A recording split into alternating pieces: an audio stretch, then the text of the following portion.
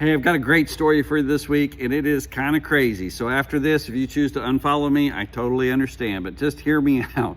So Aaron and I did something a few weeks back, kind of crazy. We left Louisville, Kentucky, and drove all the way to San Francisco, California in just 4 days, taking our son and daughter-in-law's belongings to them because they just took a new job out in California in San Francisco at Reality Church.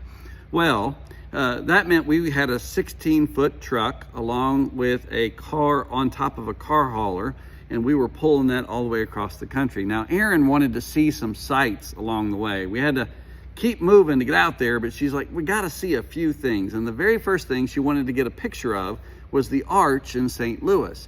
Well, that's not very far here from Louisville, and so we got there the first day. It was a Sunday morning.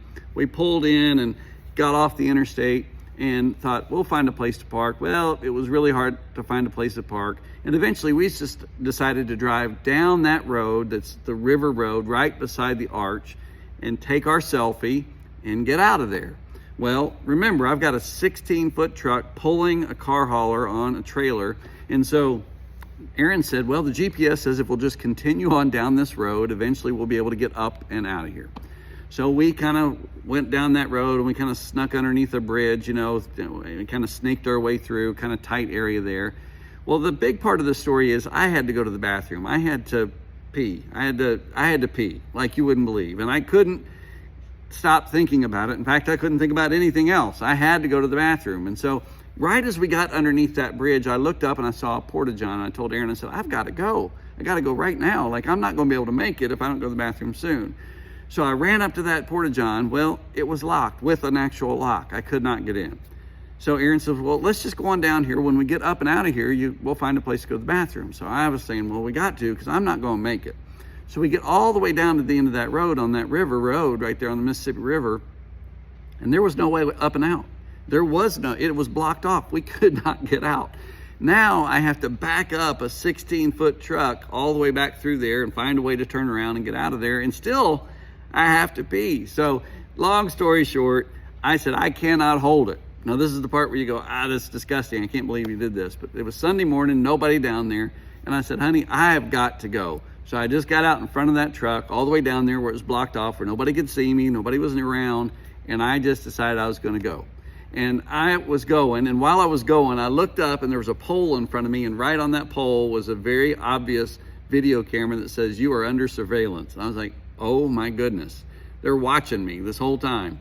Well, right as I finish up, I look and here comes a guy in a little car, and he's got his light on. He's a security guard. And I thought, oh no, I'm going to get in trouble for public urination. And when I got close to him, I just waited for him to say, sir, we're going to have to write you a ticket or whatever. Long story short, he never saw me, although they'll see me later on that video camera. And he let me go and helped me figure out how to turn my truck around.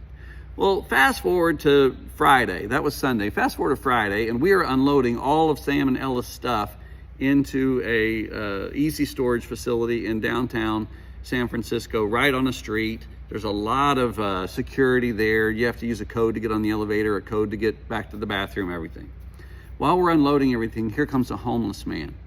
And he came up to me and said, can you let me back? I have to go to the bathroom. And I said, well, I can. I said, is that all you have to do? Are you being sure with me? I mean, are you being certain here? That's all you have to do? He said, I just have to go to the bathroom.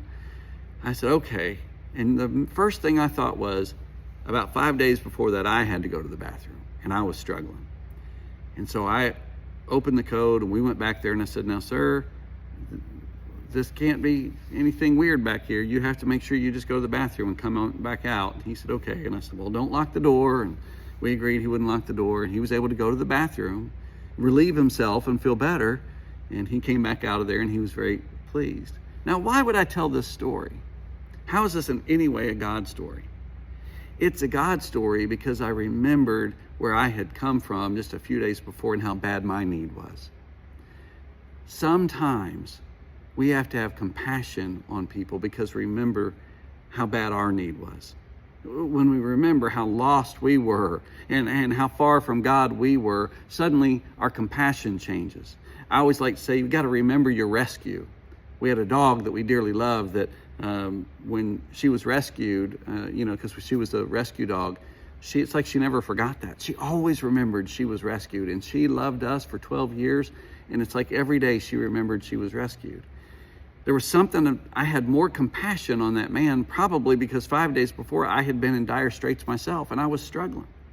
But as believers in Jesus Christ, we have to remember how bad our need was at one point in our lives, and how badly we needed Jesus, and how far away from Jesus we were, and how our walk was not our talk, or whatever it may be. And when we see people in need, we need to remember to have compassion on them as Christ had compassion on us, and be helpful to them, and to lean into their need, and to lean into their situation, and offer whatever assistance we can to help move them along, hopefully, and into the faith.